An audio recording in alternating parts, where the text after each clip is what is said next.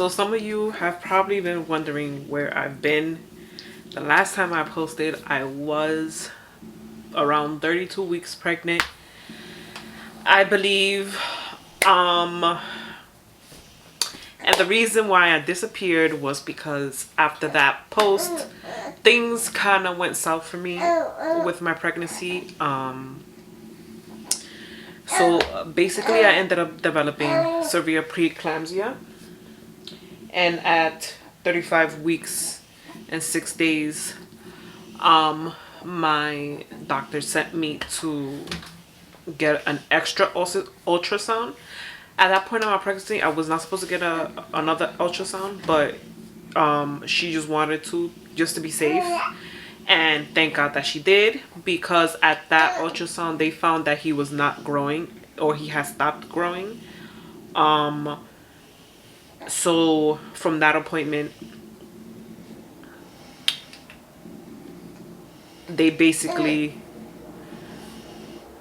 rushed me to the hospital to get checked. And you know how doctors, what, you want them to meet you? Yeah. Come on.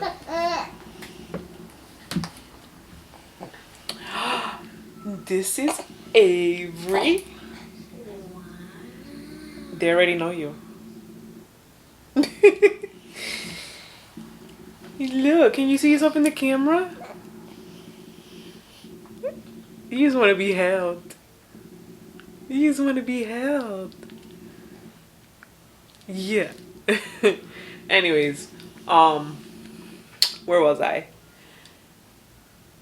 So yeah, they basically, oh yeah, like I was saying.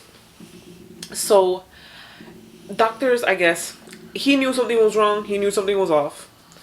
Not just because of my test results and them finding out I had preeclampsia, but obviously he saw something wrong in the ultrasound.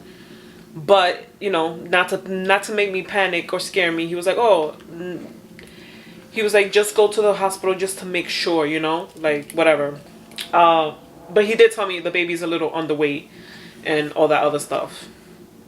And the crazy part is that day of that ultrasound, that morning, I just had a gut feeling that I was going to be sent to a hospital. I don't know why. And honestly, prior to that appointment, I knew something was off, not because of my blood pressure, but because his movements had like changed for what they should have been. I don't know if I'm explaining that right, but I feel like they were sort of like decreasing, not really decreasing, but he wasn't feeling as, the movement weren't feeling as strong as they should have been. And yeah, what else? Where was I? So yeah, they basically rushed me to the hospital, and well, they didn't rush me to the hospital, but they were like, you need to go now. So I came home. I was alone, so I came home. So my fiance kid dropped me off because I didn't have anywhere to leave the car, and I wanted to come pick up the charger and stuff because I knew I was gonna be stuck there. If you ever been pregnant or just ever been to a hospital, you know it takes forever for anything.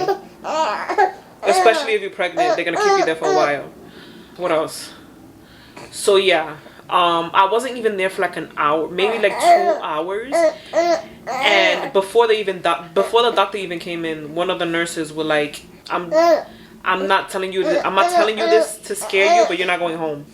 With how high my blood pressure was, and I guess everything they saw in the computer system from my doctor, from my test results, they were like, yeah. She was like, I'm just gonna prepare you now so that you know, and you can call whoever you need to call so they can come to the hospital and be with you. So where was I? So yes, after she told me that, I ended up just calling my fiance, letting him know, hey, this is what's going on. You basically need to come now. So he had to pack up everything for my other son, Aiden, and drop him off at my sister's house. And that was pretty much it. This little guy ended up arriving. I feel like, I'm not gonna say the whole thing went wrong. I don't want to say like but he was born the Friday the 13th. And then due to how everything played out, I just feel like it was just a bad luck type thing, because like, yeah. But anyways, we was in the hospital for like 3 days. My blood pressure seemed fine while we were there. Now, part of me felt like I should have not been discharged after 3 days, but they did anyways. And the crazy part is that they sent me home with no medication. Like, you would think somebody who just was diagnosed with preeclampsia that you would give them some medication just in case they get a spike. They didn't do that. So I was literally home with him for only like a day and a half, or maybe like 2-ish, because we came home the next following day. A home visiting nurse came over. She checked my blood pressure and it was high. It was so high. She was like, honestly, if you was not home alone right now with the baby, I would have called you an ambulance. But I was home alone with the baby, and I told her I felt kind of fine. So yeah, so she checked me again. It was still high, so she left. She was like, if it still stays this high, or if it gets even higher than this, you need to call an ambulance. Do not drive yourself to the hospital, because there's a chance of you like having a stroke and all this other stuff. So, all right. So now that the kids are in bed, I'm gonna try and finish this video. I wasn't going to, because I'm exhausted, but I know if I don't get it done tonight, I'm probably not gonna get it done tomorrow. Because school night and whatever. Anyways, so where was I? So after the nurse left and my fiance came home with our oldest, I took my blood pressure again, and it was still high, really high. And I almost didn't go to the hospital. The only reason why I went to the hospital was because I texted the group chat between my sister and my nieces, and I was telling them everything that was going on, and I was like, I don't know if I should go, because I hate going to the hospital and it ends up being nothing. But something just told me to go, and I didn't want to go because obviously something also told me I was going to get admitted to the hospital, and no mother wants to be separated from her newborn. And I was already away from my other son, my oldest one, for 3 days already. I was already separated from him, and my emotions were all over the place because I had to leave him the way that I did, and then bringing in a new baby after it being just him for 7 years. And it was just a lot going on, and I didn't want to leave my kids. But anyways, she was like, you need to go. So I ended up going. Sure enough, as soon as the doctor came, they hooked me up to the machines and everything. And I guess she saw the readings that she was getting from the BP, and right away she contacted labor and delivery. One of the nurses that work with my OB came down. She was like, oh my God, what's going on? You were fine. Now you're back here. And so she was like, you ain't going nowhere. You're getting admitted. I'm like, oh my God. So I was there for almost, I think, about a week, I think. Was it a week? It felt like a week. It was the worst for, I think I was there for 4, maybe 5 days. It was the worst 4 to 5 days of my life. When I told you I was a wreck, I was crying. It got to the point where I think by the 3rd or 4th day, I ended up asking one of my nurses. I was like, what is going on? Why can't they just let me go? I broke down in front of her, and I was bawling. I couldn't look at my phone. I couldn't FaceTime the kids because every time I would hear them or talk to them, well, not talk to them, but every time they would FaceTime me and show me the baby and then talk to my oldest, I would start getting really emotional. Every time I would think about them, I would start crying. I was getting desperate to the point by the 5th day, I was like, look, let me go. I will sign whatever paper you guys need me to sign, whatever you guys need me to do, let me go. But they couldn't figure out what medication to give me, and they couldn't figure out why it wasn't working. And the problem was, the first night that I got there, they flooded me with medications and all these different type of drugs, trying to get my BP to come down and prevent strokes. Was it strokes? Prevent seizures or something like that. What do you need? Water. Well, go ahead. So they just gave me a whole bunch of medication, and one of them just made my heart go so fast. Literally thought this is it for me, because it was just beating. My heart was beating out of my chest. So, and then one of the nurses come in, she was like, "Do you feel okay?" I'm like, "Not really." She was like, "Your heart is beating really fast." She was like, "It probably has to be one of the medications that we gave you or whatever." I was like, so I think the next following day, one of the nurses come in. They were like, "Oh well, we're gonna give you this medication and see how it goes." I'm like, "What medication is that?" Because they gave me one last night, and it just made my heart beat crazy. It was bad. I don't know how to explain it. But so I was like, "I don't want that medication." So they were like, "We're not gonna give it to you. We're gonna give you another one." That other one, they kept giving it to me, but my BP was still high. So for that reason, they wouldn't let me go home until a few days later. I was like, let's try that one and see if it works, because I wanted to go home real bad and I needed to be with my kids. So I was like, whatever, I'm gonna take the medication and hope for the best. So they gave it to me. My BP, it will be good, but then it will go back up. So that's the part that made them keep me in the hospital for as long as they did. Honestly, I feel like if I did not sign myself out from the hospital the night that I did, I still would have been there for another couple of days. But they sent me home, and I started taking the medication that I didn't want to take at first, along with another medication, and my BP started going back to normal. Also, I forgot to mention, when I got to the hospital that night or that evening, they said that my liver and my kidneys were already at a point where it was not looking good for me, and they were so glad that I came in that night, because had I not come in, they're like, we don't know what would have happened to you. So thank God I listened to my knees, and thank God I listened to my intuition and went in, because had I not, who knows where I would have been. But what else am I missing? I'm missing something. I think that was it. But I still do not understand how they sent me home 3 days later with everything that happened. With the preeclampsia and then the baby being IUGR. I don't know how to pronounce that whole thing, so I'll post it here on the screen somewhere. I honestly was not happy with the services that we got at the hospital. I just feel like they brushed everything off. Don't get me wrong, I'm grateful for my doctor. My OB, she's amazing. She's if it wasn't for her, God knows what would happen to my son, because of the condition. When they did the C-section, she was like, your placenta was not looking good at all. It was bad. So that's why I think he was 4 pounds and 12 ounces. So if I had it, mind you, I wasn't even supposed to have him that day. I was already scheduled for a C-section the next coming Friday. So who knows what would have happened had she just said, you know what, we're just gonna wait, and not sent me for that other extra ultrasound. So I'm super grateful for her. She was amazing with me throughout my whole pregnancy. It just, the hospital just didn't do, I feel like they didn't do the part between the aftercare, not the aftercare after my C-section, and then with the baby. It was just a lot of things that I felt like they didn't do right. I feel like they should have been more on top of his health along with my health, because he did come out, like I said, 4 pounds and 12 ounces. He was 4 weeks early, and they just sent us home and with no special follow-ups for the baby, anything.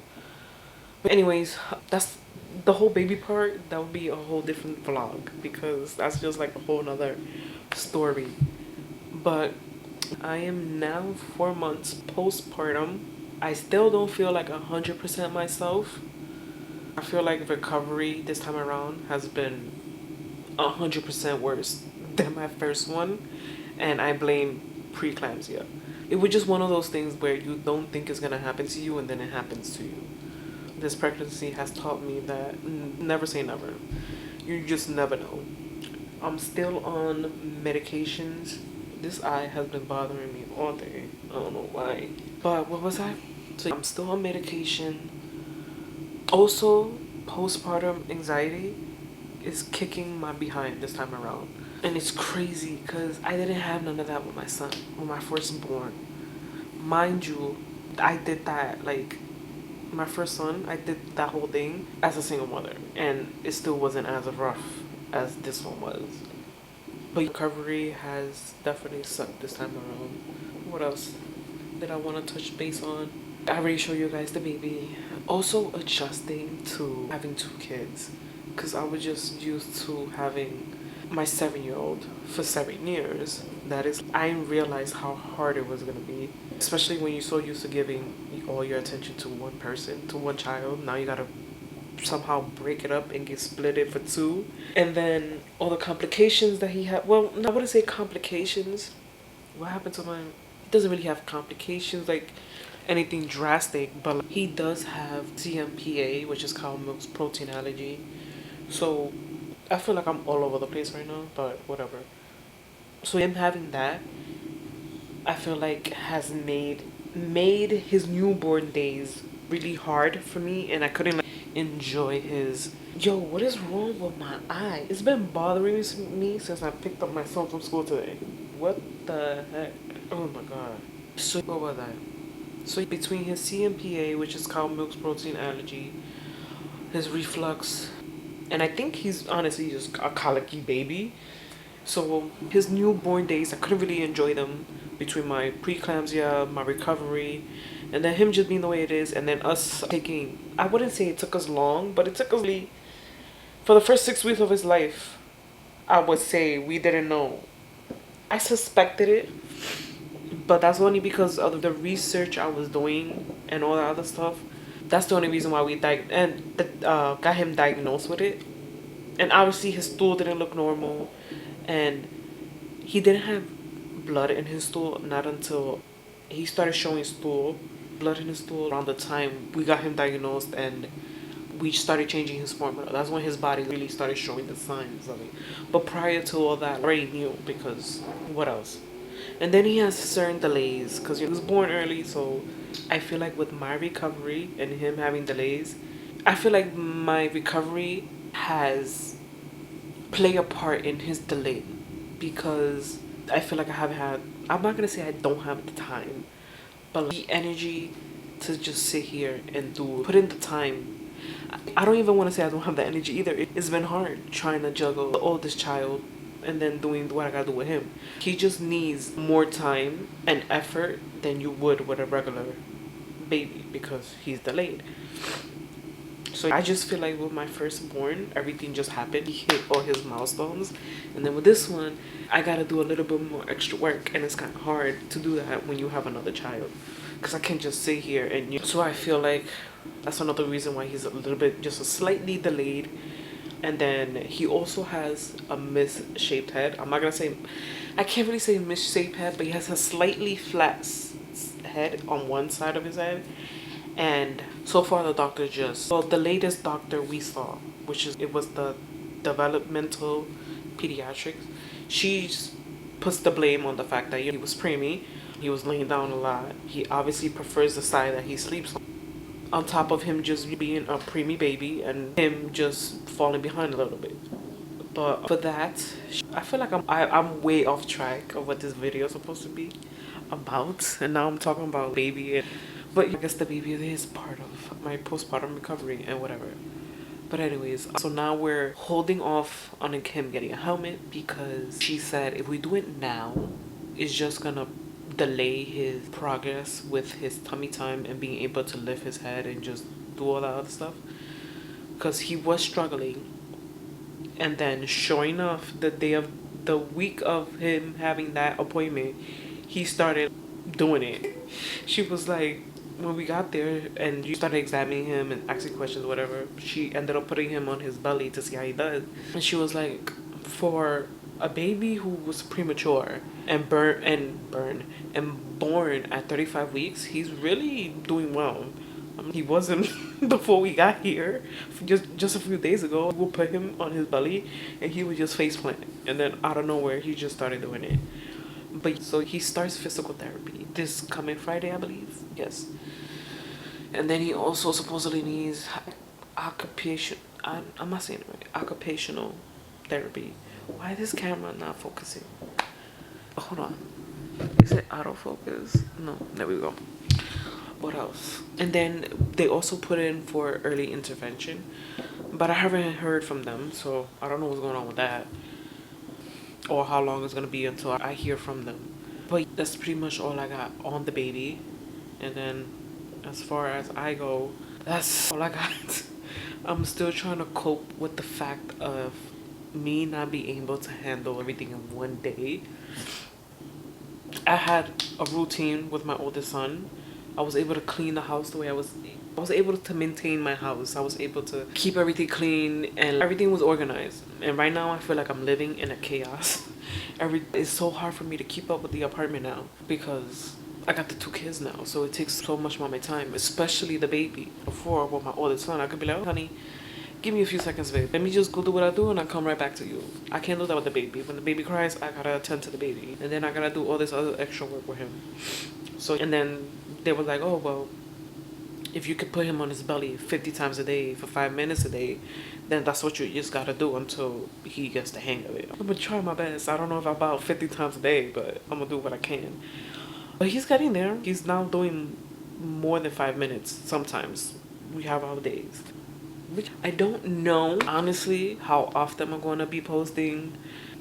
My days are pretty much same old same. With the baby, there's really not much going on. I'm just with the baby all day. Especially because my fiance works during the day. And then he works 10-hour shifts. So by the time he comes home, we're asleep. So I'm pretty much alone with the kids the majority of the time. I just wanted to come on here and give you guys a little update because I did my last video at 32 weeks and just poof disappeared and never came back on here. So I was like, let me just do an update. I was gonna say something and I forgot. What was it? Damn. Alright, that was it, I guess. But thank you guys for watching and hopefully I will see you guys soon. Now I remember what I wanted to say. I was so excited when I found out I was pregnant because I was like, oh my god, I can do all these videos now. I can post consistently, do this, do that after the baby's born. None of that happened because in a blink of an eye, everything changed for me. But I do though post consistently on TikTok. So if you guys want to stay updated on what's going on my day-to-day, everyday life, go follow me on there. I'm gonna leave the link down below in the description. I can't talk. You know what I'm saying, down there. Anyways, thank you guys for watching and I will hopefully see you guys soon.